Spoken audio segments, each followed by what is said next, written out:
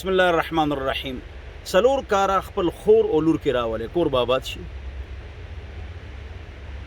چې کله د هغې واده کېږي هغې پوهې کوي هر ځای به د هغې تعریفي. نمبر 1 تقوا، د ګناه نه ځان بچ کړو. ګناهونو وجې تکلیفونه راځي. د شپې ډرامې فلمونه سار موس کې ټول امت غیر حاضر دی. برکت کور کې نه شي راتلی تنخواه وړو کې چین رشیا کې پیسې هم ډېرې دي او تعلیم هم زیات دی. خودکشۍ پکې ولې ډېرې دین وزره نشته. امریکا یورپ هر غټ خار کې شل پاگل خانی ولې تعلیم وزره نشته. د دین اسلام باندې نه چلیږي نو خودکشۍ زیات دي. هر غټ خار کې شل پاگل خانی ولې دینی تعلیم وزره نشته، دین وزره نشته نو خودکشۍ هم پکې زیات دي. د ګناهونو وجې تکلیفونه راځي. دویم خاموشي.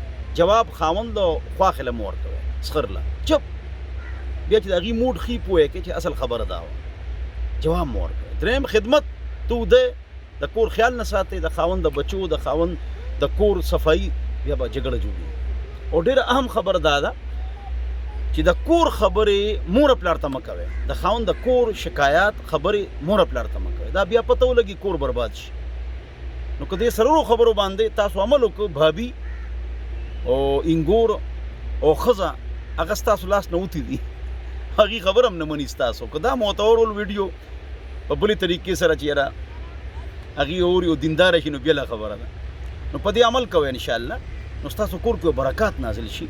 5 وخته مونځ کوئ، شرعي پرده کوئ، ګانو بجان آلات نه پرهیز کوئ. والسلام.